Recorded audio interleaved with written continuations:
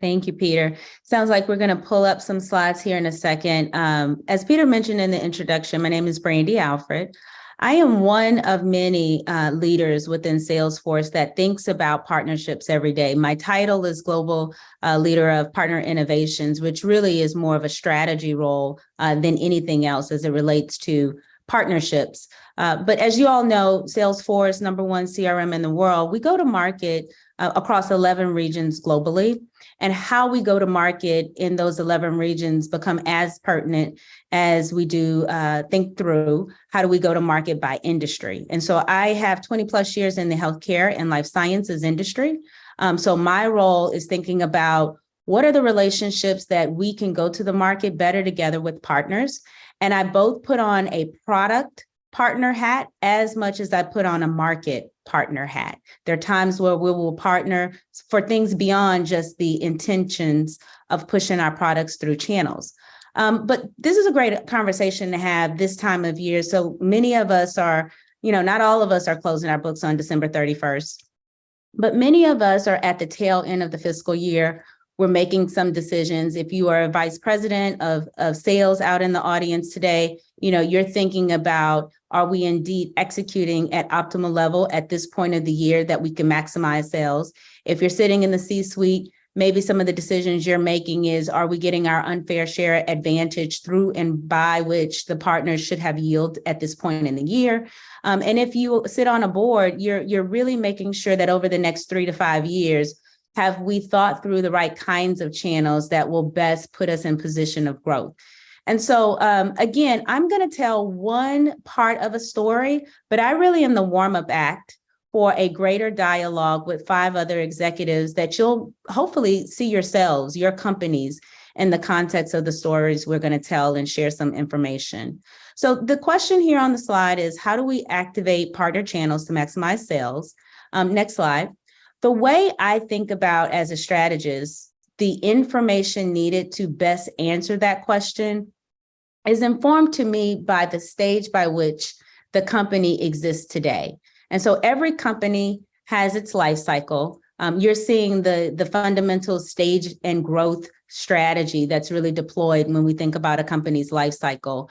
But that is my #1 informing data point when I think through partner channels in general and just channels as a specific tool to maximize sales. So most of this won't be new news, but it's how do you make decisions at the various stages that becomes a very interesting nuance when you have a Salesforce and a ServiceNow and an AWS on one stage together. So again, I'll spend 5 to 7 minutes to talk through kind of the context by which we're going to have a group dialogue. They call this a keynote. I call it a preamble. But let's go through it really quickly, and I think it'll set us up for a great discussion today. So typically a company has an idea, that idea is seeded. There is some degree of feasibility and planning of how that company is going to conquer the world. And that's for the most part socialized. And that founding team has either done one of 2 things. They've either gained enough momentum that a startup could ensue, and they have found a path to financing their ideas for a long horizon to meet a need in the marketplace. But in stage 3, there's a lot of momentum gain. There's a high failure rate, but a company, once it's achieved growth and some marginal communicated success, be it sales or customer sat, and an establishment has taken place in the company, there's this next idea to expand. Expand could be that by which you are looking at new geographies, looking at new markets, perhaps ready to start through the process of expanded product offerings and lines of businesses. And then there is the conversation about, and then how by which we would get those new services, new markets, new geographies through channels. Then that company has to consider where are we in our maturity?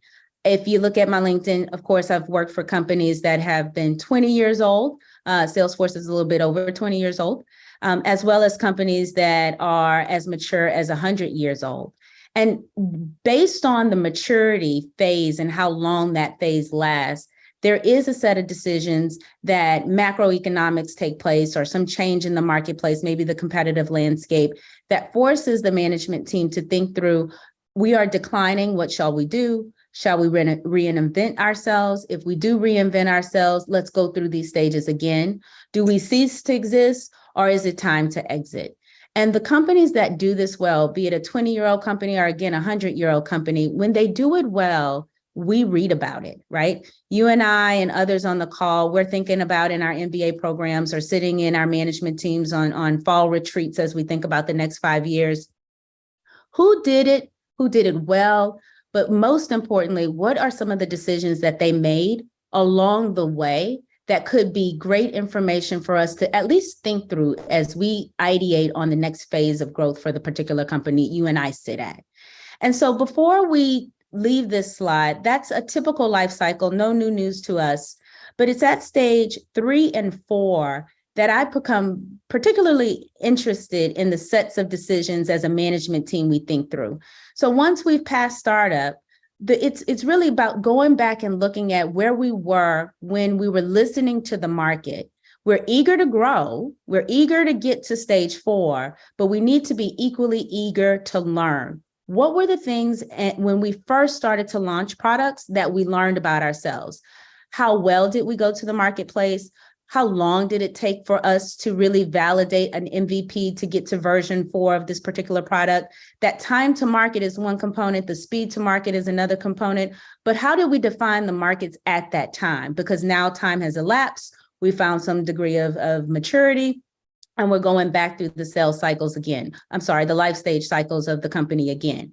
And as you grow, of course, there's a tendency to grow through with partners, and you want to do that. As Peter mentioned earlier, technology, 70% of the volume by which technical products are being moved through the marketplace are happening through partner channels. But as you grow, yes, you're getting indications of success by sales, by revenue, but equally by customer satisfaction. And customer sat KPIs are really great indicators of how successfully did you go to market. I think about stage 3 and 4 in a respect of growth, even if we're at long stages of maturity, because as you mature and you make the decisions in stage 6 to expand your geographies, your markets, or your products, know that in each of those expansions, you have to have a bespoke specific process by which you make the determination of channels, because the go-to-market science that is indicative of the time that you are in as an industry, the time of the company's life cycle, and the particular product or geography or market you're going for has its own inputs. So we'll go to the next slide for just a quick second, and we'll have a brief overview of the things that you and I are kind of thinking about today. It is the growth considerations once we've made the decision to move into new markets or new geographies or with new products, and how do those get into the respective channels? And today's conversation is around partner channels.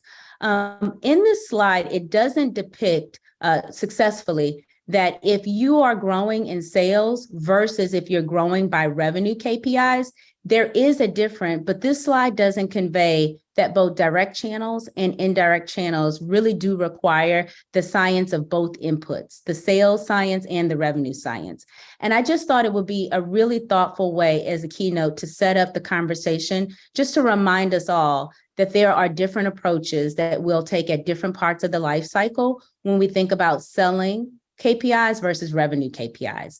Obviously, in the direct channel, when we're thinking about sales, in the next slide, you'll see kind of a better depiction of a direct channel is our best path forward because we own the life cycle of the sales process.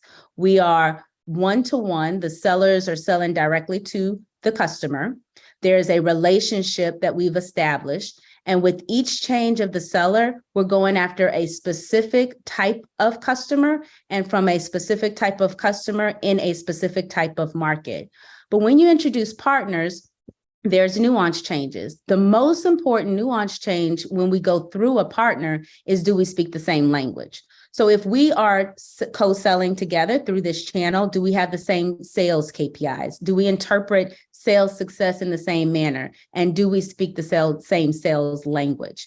The same is this situation when we're thinking about the introduction of more downstream partners, be it a value-added reseller, a disty, an outsourcer, whichever your flavor of channel that you want to grow sales through. Is our revenue language the same? Do we have the same sense of EBITDA if we're in that stage of the company? Is the revenue science and how we forecast, is the language around our forecast the same? These are really critical decisions to make because how we both recognize revenue, book revenue, has a cost associated with it. There's a cost of book, there's a cost of sale. If we're not aligned on the key KPIs that drive both our sales and our revenue outcomes, it becomes a huge challenge to get the most out of a partner sales strategy. So I was asked to just kind of get us warmed up with ideas, make sure we're grounded in some of the understandings that today's dialogue will take place in. I've had the pleasure of meeting and working with these ladies that we're going to talk to here in just a second, and one gentleman. But it is the case that I think we all agree, regardless of what jersey we wear, meaning what companies we work for, the intention is to do the best by the customer. We do that through strategies. We do that through channels. And selling technology in today's context is really effectively achieved when a partner channel strategy is both deployed with the same science of sales as the same science of revenue. So back over to you, Peter, and I'm interested in what we discuss more.